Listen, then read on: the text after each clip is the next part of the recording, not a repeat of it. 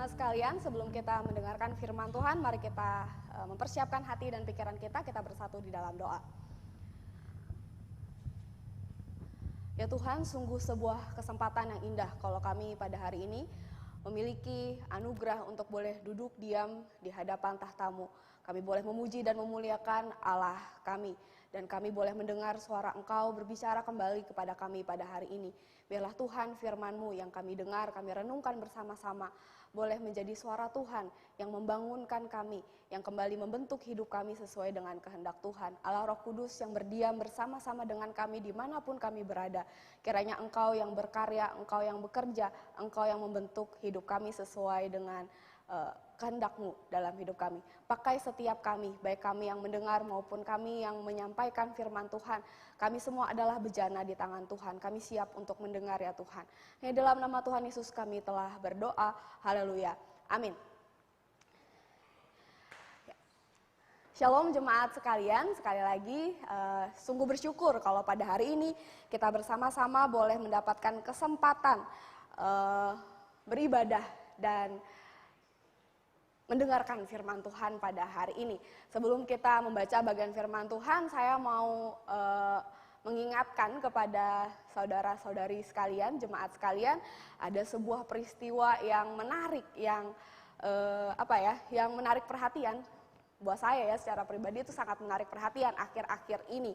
Dan cukup memberikan oase, menjadi oase di tengah-tengah masa-masa pandemi saat ini. Pada tanggal 5 Maret kalau nggak salah ya, tanggal 5 Maret yang lalu ada sebuah peristiwa yang menjadi perhatian dari seluruh dunia, yaitu Paus Fransiskus itu mengadakan kunjungan untuk pertama kalinya ke sebuah negara, yaitu negara Irak. Kita semua tahu ya, negara Irak ya, negara yang bukan hanya sekedar negara konflik, tetapi juga beberapa tahun belakangan ini menjadi kita cap sebagai negara yang berbahaya. Dari mulai zaman Saddam Hussein dan sebagainya, negara ini dipenuhi dengan konflik, dipenuhi dengan peperangan, dan terakhir beberapa tahun belakangan konflik yang sangat mengerikan terjadi ketika ISIS menduduki sebagian dari negara ini. Nah, tanggal 5 Maret kemarin, Paus datang di tengah-tengah masa pandemi, di tengah-tengah konflik yang baru selesai di Irak, dan mungkin masih ada sedikit sisa-sisanya di sana. Paus datang. Ini menarik perhatian dunia. Di satu sisi memang penuh kontroversi karena di tengah-tengah pandemi Paus datang di sana dan memicu kerumunan. Di tengah-tengah negara ini yang mungkin tenaga kesehatannya tidak secanggih negara-negara di Eropa dan negara-negara barat, ada kekhawatiran bahwa pandemi bisa semakin parah di sana. Tetapi satu hal yang kemudian menjadi menarik buat saya adalah ini menjadi sebuah kunjungan yang saya perhatikan secara khusus karena sehari sebelum Paus ini datang ke Irak, dia memposting kayak semacam pernyataan resmi gitu ya, bahwa saya akan datang ke Irak. Bukan hanya sekedar Paus akan datang, tapi keterangan yang dia kemudian unggah dalam Instagram resmi Paus ya. Paus punya Instagram ya, Paus namanya Fransiskus, nama Instagramnya. Nah di situ dia memberikan pernyataan resmi. Di situ satu hal yang saya menjadi menarik buat saya adalah dia bilang saya akan datang ke Irak.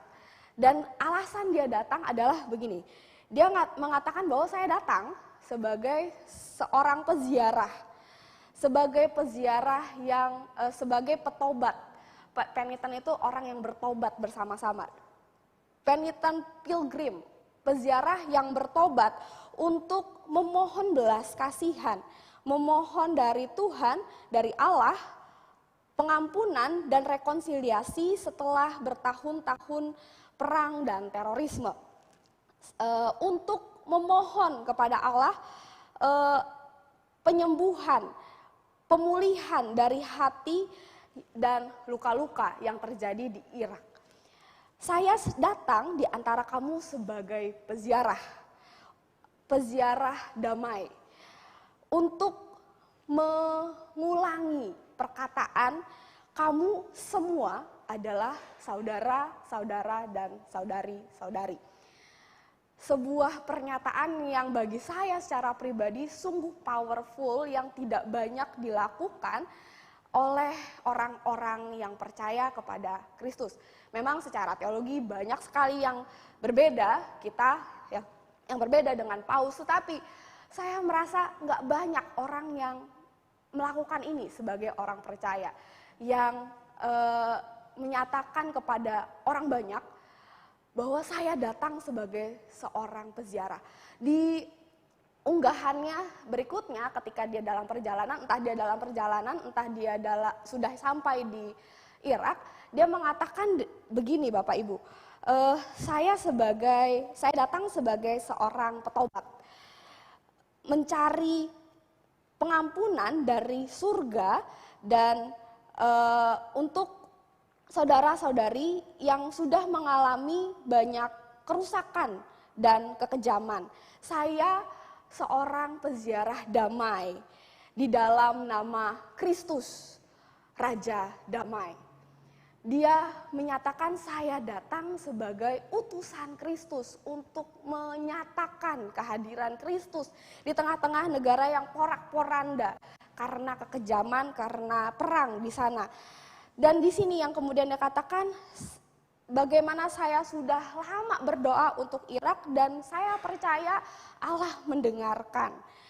Dan itu tergantung pada kita, apakah kita mau mengikuti jalannya atau tidak. Ini sebuah pernyataan iman, pernyataan bahwa saya datang dalam nama Kristus Raja Damai. Dia mendeklarasikan dirinya hadir di tengah-tengah negara yang penuh konflik dan itu mewakili kehadiran Kristus. Bapak Ibu, kehadiran Paus di tengah-tengah negara Irak selama beberapa hari itu sangat berdampak pada akhirnya bagi orang-orang di Irak. Di tengah-tengah segala kontroversi akibat pandemi, orang-orang Irak secara khusus orang-orang Kristen di sana yang terluka, teraniaya, merasakan penghiburan, merasakan kehadiran Tuhan melalui kehadiran Paus. Bayangkan ya, ini nih sebuah gambar yang bagi saya sangat mewakili tujuan dari kehadiran Paus ya. Dia hadir di tengah-tengah gereja yang rusak, gereja yang bolong-bolong, yang hancur, sudah hampir jadi reruntuhan karena konflik yang terjadi selama bertahun-tahun, dan Paus di situ hadir. Dan orang-orang Kristen di sana merasakan kehadiran Tuhan, pertolongan Tuhan, pemulihan dari Tuhan. Hanya karena Paus hadir. Bayangkan ya, hadir itu sebuah tindakan yang kecil sekali sebenarnya. Tindakan yang sederhana ya, cuma datang, duduk, say hi gitu ya. Lalu palingan hanya mengatakan God bless you, lalu Paus memimpin misa di sana. Misa yang sebenarnya hal yang sudah biasa dia lakukan, tetapi menjadi tidak biasa bagi orang-orang yang ada di sana. Kehadiran Paus di sana menjadi sebuah tindakan yang berdampak bagi orang-orang yang hadir di sana. Tindakan yang kecil sekali, hanya hadir. Tetapi dampaknya terasa untuk orang-orang percaya di sana. Bahkan tidak hanya bagi orang percaya. Seluruh mata dunia itu tertuju pada kedatangan Paus ke Irak. Paus datang ke gereja yang rusak, lalu dia datang kepada pemimpin agama yang berpengaruh di sana. Paus datang dan menyampaikan kehadiran Tuhan dan itu berdampak. Bapak Ibu, saudara-saudari sekalian, ini mengingatkan kepada kita sebenarnya bahwa ada tindakan-tindakan kecil, tindakan-tindakan sederhana yang bisa punya dampak yang begitu besar bagi hidup orang lain. Paus hanya hadir. Memang Paus itu tokoh agama yang luar biasa ya, yang punya pengaruh yang luar biasa di seluruh dunia, bukan hanya bagi umat Katolik. Seluruh dunia Paus punya pengaruh yang luar biasa. Tetapi tindakan yang nyata itu menjadi sebuah pernyataan kehadiran Tuhan, deklarasi yang lebih keras daripada sekedar kata-kata. Kalau bayangin tadi kan saya tunjukkan postingan Instagram Paus ya. Kalau Paus cuma bilang saya mendoakan warga di Irak gitu ya. Itu mungkin oke ya, terima kasih Paus sudah mendoakan kami. Tapi kemudian dia benar-benar datang. Itu menjadi sebuah pernyataan yang powerful, deklarasi yang luar biasa kekuatannya bagi orang-orang yang ada di sana. Sebuah tindakan yang menjadi deklarasi kehadiran Allah di tengah-tengah umatnya. Pada hari ini kita akan merenungkan hal ini ya Bapak Ibu, bahwa sebuah tindakan kecil itu bisa menjadi sebuah deklarasi siapa Tuhan kita dan apa pekerjaan Tuhan kita di tengah-tengah dunia ini. Kita akan membaca sebuah tindakan kecil yang dilakukan juga oleh seorang yang percaya pada Tuhan. Kali ini seorang wanita. Dari Matius 26, mari kita buka bersama-sama. Matius 26 ayat 6 hingga 13. Matius 26 ayat yang ke-6 hingga ayat yang ke-13. Jika Bapak Ibu sudah menemukannya, mari kita membaca secara pribadi bersama-sama di rumah kita masing-masing. Sementara saya akan membacakannya bagi kita semua. Matius 26 ayat yang ke-6 hingga ayat yang ke-13. Yesus diurapi. Ketika Yesus berada di Betania, di rumah Simon si kusta, datanglah seorang perempuan kepadanya membawa sebuah buli-buli pualam berisi minyak wangi yang mahal. Minyak itu dicurahkannya ke atas kepala Yesus yang sedang duduk makan. Melihat itu murid-murid menjadi gusar dan berkata, "Untuk apa pemborosan ini? Sebab minyak itu dapat dijual dengan mahal dan uangnya dapat diberikan kepada orang-orang miskin." Tetapi Yesus mengetahui pikiran mereka lalu berkata, "Mengapa kamu menyusahkan perempuan ini? Sebab ia telah melakukan suatu perbuatan yang baik kepadaku. Karena orang-orang miskin selalu ada padamu, tetapi aku tidak akan selalu bersama-sama kamu. Sebab dengan mencurahkan minyak itu ke tubuhku, ia membuat suatu persiapan untuk penguburanku. Aku berkata kepadamu, sesungguhnya di mana saja Injil ini diberitakan di seluruh dunia, apa yang dilakukannya ini akan disebut juga untuk mengingat dia." Bapak Ibu, sebuah tindakan kecil dilakukan oleh seorang wanita yang sederhana. Tuhan Yesus sedang ada di Betania. Jika kita membaca di ayat 21, itu Tuhan Yesus baru saja masuk ke kota Yerusalem. Dan dia mampir ke Betania, ke rumah seseorang yaitu Simon si kusta. Tuhan Yesus sedang makan bersama-sama. Dan di tengah-tengah perjamuan makan itu, Yesus mendapat perlakuan yang di luar dugaan. Seorang wanita datang, dia membawa sebuah pualam, sebuah tempat botol yang terbuat dari batu pualam berisi minyak yang mahal harganya. Lalu apa yang dilakukan oleh wanita ini? Wanita ini membuka tempat pualam tersebut dan mencurahkan isi minyaknya ke kepala Tuhan Yesus. Ini sebuah tindakan yang sederhana. Sebenarnya bagi tradisi orang-orang Yahudi saat itu, meminyaki tamu yang datang ke rumah orang tersebut adalah sebuah tradisi yang biasa, sudah biasa dilakukan, wajar untuk dilakukan sebagai bentuk penghormatan. Tetapi menjadi tidak wajar di sini ketika yang diberikan minyaknya itu bukan minyak biasa, tetapi minyak yang mahal harganya. Dikatakan itu keterangannya mahal harganya. Di bagian kitab yang lain ada dikatakan mungkin ini adalah minyak narwastu, minyak yang memang sangat mahal harganya. Perlu waktu berbulan-bulan bagi seorang yang biasa, yang sederhana seperti kita untuk boleh menabung dan memilikinya. Bukan sesuatu yang bisa dengan mudah didapatkan pada saat itu. Beberapa penafsir bahkan mengatakan bahwa minyak yang dipakai itu kemungkinan adalah minyak yang secara khusus dipersiapkan oleh wanita-wanita Yahudi untuk mempersiapkan hari pernikahannya. Jadi sangat-sangat berharga, sangat penting.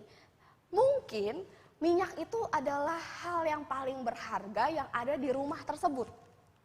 Hal yang paling mahal, hal yang paling dijaga, dipelihara keberadaannya untuk momen-momen yang penting. Tetapi wanita ini kemudian memakai minyak yang penting dan berharga ini untuk satu momen, yaitu ketika Tuhan Yesus datang ke rumahnya. Tindakan wanita ini begitu sederhana tetapi menjadi sebuah tindakan yang berdampak sekali. Di ayat yang ke-13, Tuhan Yesus meresponi apa yang dilakukan oleh wanita ini dengan mengatakan bahwa di mana saja Injil ini diberitakan ke seluruh dunia, apa yang dilakukannya ini akan disebut juga untuk mengingat dia. Jadi ketika nama Tuhan Yesus diberitakan, otomatis nama wanita ini, paling tidak sosok wanita ini akan juga diingat. Apa yang dia lakukan kepada Tuhan Yesus juga akan disebut-sebut sebagai sebuah peristiwa sejarah yang penting dalam kehidupan Yesus Kristus. Penting. Mengapa menjadi sebuah tindakan yang begitu penting sampai harus masuk ke sejarah kehidupan Tuhan Yesus? Karena yang pertama, tindakan yang sederhana ini adalah sebuah deklarasi siapa Yesus Kristus itu sebenarnya. Tadi sudah saya katakan bahwa di pasal 21 itu sudah disebutkan bahwa Yesus itu baru masuk ke Yerusalem. Ketika Yesus masuk ke Yerusalem, dia disambut sebagai raja. Dia disambut sebagai pahlawan perang. Seluruh warga kota keluar untuk menyambut dia dengan sorak-sorai. Hosana bagi anak Allah, bagi anak Daud. Berkatilah orang yang datang atas nama Tuhan. Dia dielu-elukan. Dia disambut dengan gegap gempita selayaknya seorang raja yang masuk ke gerbang kota. Dia datang sebagai raja. Tetapi tidak semua orang rupanya menyadari kepentingan status, kepentingan siapa orang ini begitu ya. Banyak orang yang kemudian bertanya-tanya siapa dia? Siapa dia? Bahkan ketika Tuhan Yesus masuk ke Yerusalem lalu dia mengobrak-abrik bait Allah, karena dia marah melihat bait Allah dipakai untuk berjualan, para imam-imam dan ahli Taurat bertengkar satu sama lain, maksudnya berdebat, siapa orang ini? Berani-beraninya dia mengobrak-abrik bait Allah. Dia disambut sebagai raja, tetapi kerajaannya, ketuhanannya, otoritasnya sebagai raja tidak diterima, tidak diakui. Wanita ini tindakannya yang sederhana meminyaki kepala Yesus dengan sebuah minyak yang mahal itu sebuah tindakan di mana dia mengakui, mendeklarasikan tetapi tidak dengan kata-kata bahwa ya orang ini, pribadi ini adalah raja. Tadi saya sebutkan juga bahwa orang Yahudi terbiasa untuk meminyaki kepala orang yang datang ke rumahnya, tapi minyak biasa ya. Nah, meminyaki kepala itu sebenarnya adalah sebuah tindakan mengurapi. Kalau kita baca di Perjanjian Lama, Raja Daud, Raja Saul, itu diurapi dengan minyak. Ketika dia meminyaki kepala Tuhan Yesus dengan minyak yang mahal, dia sedang memperlakukan Tuhan Yesus sebagai raja, sebagaimana Daud, Saul, dan raja-raja di Israel diurapi ketika mereka diangkat sebagai raja. Dia mengakui, dia ini raja. Sebuah tindakan yang powerful dari seorang wanita yang sederhana. Dia rajaku. Dia rajamu. Tindakan ini menjadi sebuah pengakuan bahwa Yesus Kristus bukan sekedar pribadi yang biasa-biasa saja. Dia bukan tabib yang ajaib saja. Dia bukan seorang yang bisa menyembuhkan apapun penyakitmu. Dia bukan sekedar orang yang akan membebaskan kita dari kerajaan Romawi. Dia raja. Dia patut untuk disembah. Dia patut untuk ditinggikan. Dia patut untuk menjadi otoritas tertinggi dalam hidup kita karena dia adalah raja. Bapak Ibu, di dalam ayat yang ke-10 Tuhan Yesus mengatakan bahwa sebab ia telah melakukan suatu perbuatan yang baik. Itu dalam terjemahan bahasa Indonesia. Dia telah melakukan perbuatan yang baik. Kalau kita baca dalam terjemahan bahasa Inggris, beberapa terjemahan bahasa Inggris itu menggunakan kata bukan good deed, bukan, tapi beautiful things. Dia sudah melakukan perbuatan yang indah, perbuatan yang beautiful, bukan baik, bukan sekedar baik, tetapi juga indah. Kalau kita lihat dan pelajari bahasa aslinya, itu menggunakan kata yang memang lebih cocok untuk terjemahkan sebagai beautiful. Kata beautiful ini ingin menunjukkan bahwa ini bukan sekedar perbuatan yang baik, tetapi sebuah perbuatan yang indah. Ini sebuah penyembahan. Ini sebuah tindakan penyembahan, sama seperti kita angkat tangan, kita menyatakan Tuhan, Engkaulah Tuhanku, begitu. Sama ketika kita memberikan persembahan, ketika kita membangun gereja yang indah untuk Tuhan. Perbuatan yang sederhana ini adalah sebuah tindakan yang indah, karena tindakan ini adalah sebuah penyembahan. Ketika dia menuangkan minyak ini, dia sedang menyatakan Yesuslah Raja, dan dia sedang menyembah Kristus sebagai Allah dalam hidupnya. Tindakan-tindakan sederhana kita, Bapak Ibu, bisa menjadi sebuah pengakuan iman. Siapa Kristus dalam hidup kita? Dia Raja dalam hidup kita. Dia Allah yang kita sembah. Apa yang kita lakukan dengan kepemilikan kita, apa yang kita lakukan dengan perbuatan-perbuatan kita, apa yang kita lakukan dengan keputusan-keputusan kita yang terkecil sekalipun, itu menyatakan siapa Kristus dalam hidup kita.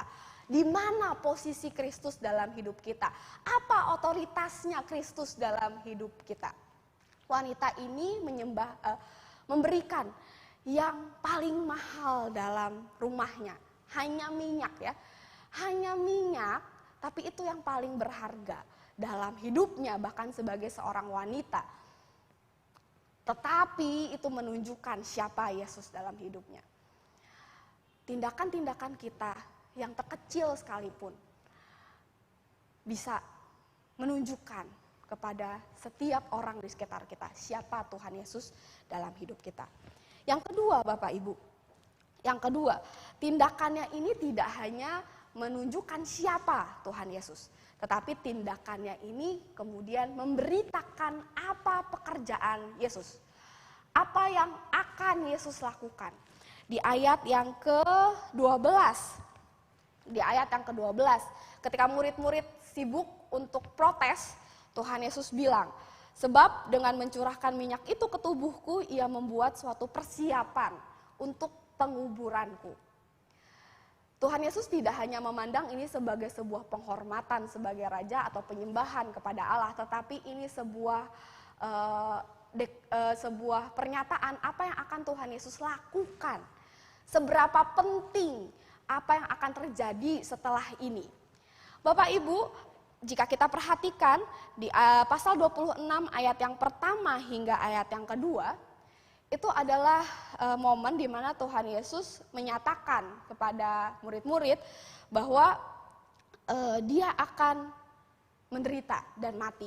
Mari kita baca pasal 26 ayat 1 hingga ayat yang kedua. Setelah Yesus selesai dengan segala pengajarannya itu, berkatalah ia kepada murid-muridnya, kamu tahu bahwa 2 hari lagi akan dirayakan Paskah, maka anak manusia akan diserahkan untuk disalibkan. Kalau kita baca judulnya, ini pemberitahuan keempat tentang penderitaan Yesus. Tuhan Yesus sudah 3 kali. Dan ketika Tuhan Yesus mengatakan, saya akan mati menderita. Saya akan mati menderita. Murid-murid itu gak percaya.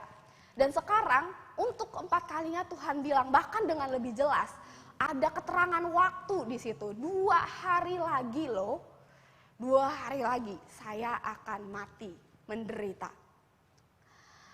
Di tengah-tengah kegagalan orang Yahudi mengenali Kristus dan pekerjaannya di tengah-tengah mereka, di tengah-tengah kegagalan para murid untuk memahami siapa guru mereka, apa yang guru mereka lakukan, Di tengah-tengah mereka memahami apa tujuan Yesus datang ke dunia ini, wanita ini dengan tindakannya sederhana mengafirmasi apa yang Tuhan kerjakan. Ketika murid-murid itu diberitahu, saya akan mati loh. Petrus pernah menarik Tuhan Yesus dan bilang, jangan ngomong macam-macam Tuhan, kamu gak akan mati, kamu gak akan mati. Ingat ya cerita itu ya, Petrus gak mau mengakui bahwa Yesus Kristus akan mati.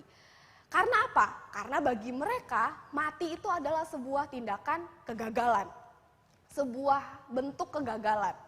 Apalagi jika mereka tahu bagaimana caranya Tuhan Yesus akan mati. Tuhan Yesus mati sebagai seorang yang hina. Tahanan yang paling hina di antara tahanan yang ada pada zaman itu. Bahkan dia lebih hina dari Barnabas. Orang yang memperkosa, membunuh, yang dipenjara karena tuduhan yang berlipat-lipat. Dia lebih hina. Dia sehina para pemberontak bagi orang Romawi, dan dia hina karena dia dianggap telah menghina Allah. Tetapi bagi Yesus Kristus, mati di atas kayu salib adalah bentuk kemuliaannya. Disitulah puncak pekerjaannya di tengah-tengah dunia ini. Itulah inti pekerjaan Tuhan. Itulah tujuan utama dia akan datang. Dia akan mati. Memang sebagai orang yang hina, sebagai seseorang yang terhina di antara manusia, tetapi itu mengerjakan pekerjaan yang mulia bagi Allah. Salib adalah kemuliaan Kristus, dan tidak ada yang mengenali kecuali wanita yang menuangkan minyak ke atas kepala Yesus. Yesus menghargai tindakan sederhana ini sebagai bentuk penghormatan wanita ini pada pekerjaan Kristus di atas kayu salib. Mungkin wanita ini nggak tahu ya, belum tahu di tengah-tengah kelemahan dan keterbatasannya sebagai manusia, dia juga nggak ngerti apa yang akan terjadi di masa depan. Kemungkinan besar dia juga sudah mendengar peringatan-peringatan Tuhan Yesus 4 kali, saya akan mati, saya akan mati, saya akan mati. Kemungkinan besar dia sudah tahu. Dia juga tahu bahwa orang ini sangat penting, jarang-jarang datang ke rumahnya. Maka ketika kesempatan itu datang, dia pakai untuk menyatakan apa yang ia tahu, apa yang ia percaya tentang Tuhannya. Orang ini, pribadi ini adalah seseorang, adalah Tuhan yang akan mengerjakan sesuatu yang mulia. Oleh karena itu dia pakai hal yang paling berharga dalam hidupnya untuk menghormati pekerjaan itu. Bapak, Ibu, saudara-saudari sekalian, tindakan-tindakan kita semuanya, sesederhana apapun, sesederhana paus yang hadir di tengah-tengah orang Irak, sesederhana wanita yang kasih minyak ke kepala Yesus, itu bisa menyatakan pekerjaan Tuhan bagi dunia ini. Betapa mulianya, betapa besarnya, betapa agungnya karya Tuhan dalam hidup kita. Dan layak untuk juga dikagumi oleh orang-orang di sekitar kita. Tema kita hari ini adalah perbuatan yang berdampak. Banyak dari kita yang bilang bahwa saya biasa aja, saya ibu rumah tangga biasa, saya cuma pekerja biasa, saya cuma orang yang buka toko, saya cuma orang yang punya keluarga yang kecil, ngos-ngosan untuk menghidupinya, begitu ya. Tetapi Bapak Ibu, lewat cerita ini, lewat peristiwa ini, kita bisa melihat bahwa bukan seberapa besar kita, seberapa besar tindakan kita yang bisa dipakai untuk jadi berdampak bagi pekerjaan Tuhan. Tetapi apakah perbuatan-perbuatan yang kita lakukan itu didasari oleh pengetahuan kita, pengakuan kita, siapa Allah kita, dan apa yang kita akui dia kerjakan dalam hidup kita. Jika kita percaya bahwa Tuhan adalah Raja kita, maka setiap perkataan kita, setiap tindakan kita, setiap hal yang kita lakukan sekecil apapun menyatakan Kristus dalam hidup kita. Bagaimana kita memposting sesuatu dalam media sosial kita. Bagaimana kita berkata-kata ketika kita main game dengan teman-teman kita. Bagaimana kita memilih pekerjaan kita. Bagaimana kita mengatakan ya atau tidak kepada perintah-perintah yang kita lakukan. Bagaimana kita memilih pasangan hidup kita. Bagaimana kita menjalani hari-hari kita bersama dengan keluarga kita. Apa yang kita katakan kepada anak-anak kita. Apa yang kita lakukan bagi tetangga kita. Itu semua menyatakan siapa Allah yang berdaulat atas hidup kita. Bagaimana kita memberikan dan memperlakukan apa yang kita miliki.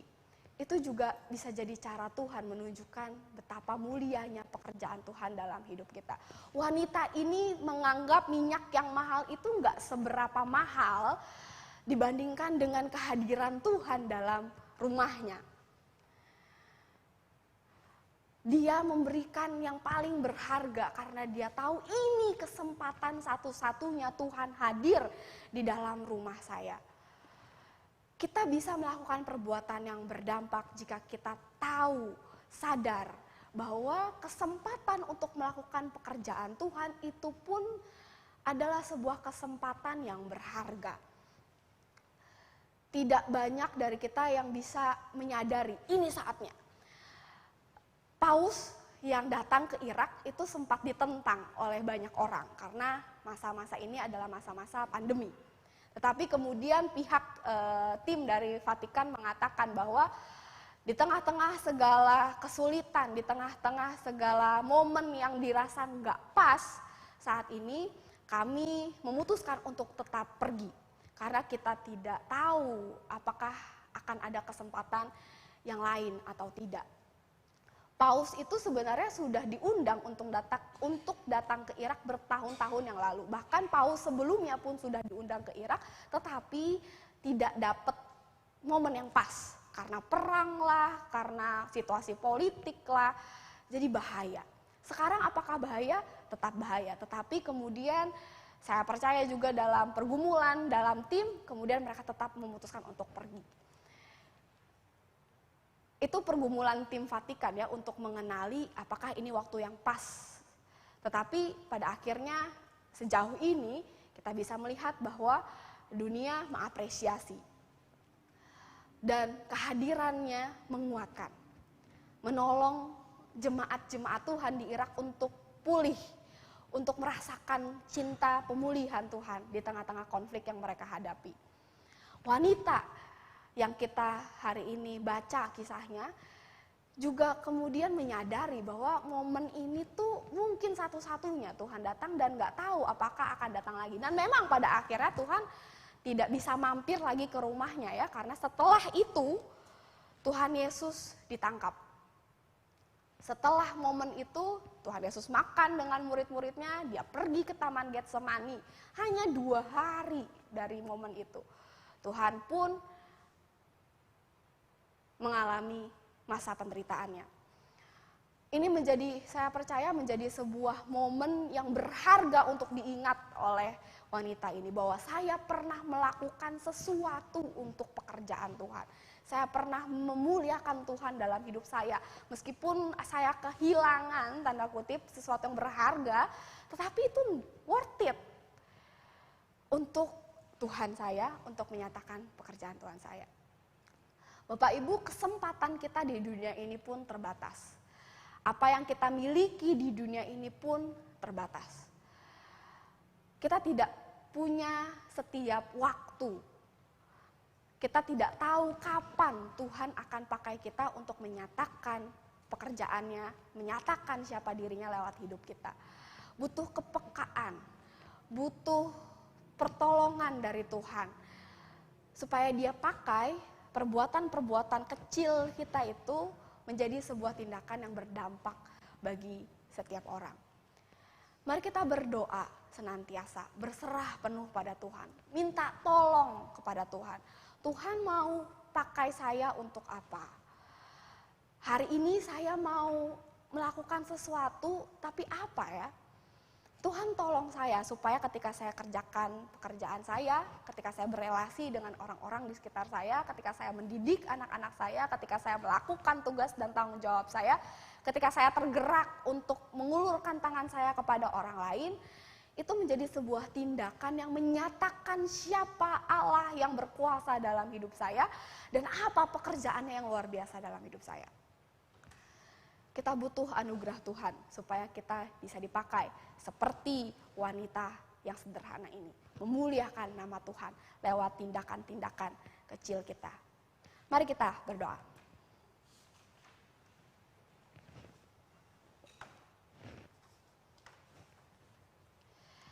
Tuhan Yesus, kami sungguh bersyukur Tuhan. Hari ini kami boleh melihat dan merenungkan apa yang dilakukan oleh seorang wanita yang sederhana untuk memuliakan Engkau, untuk menyatakan pekerjaan Tuhan di tengah-tengah dunia ini. Di tengah-tengah keterbatasannya, ia boleh Tuhan pakai. Kami rindu, kami pun demikian ya Tuhan. Kami manusia-manusia yang lemah, terbatas, kami berdosa, kami tidak punya banyak hal yang bisa kami berikan pada Tuhan. Tetapi Tuhan, kami rindu, apapun yang kami miliki, apapun yang kami lakukan, sekecil apapun itu Tuhan, kiranya Engkau pakai itu untuk menyatakan siapa Engkau dalam hidup kami, dalam hidup orang-orang di sekitar kami.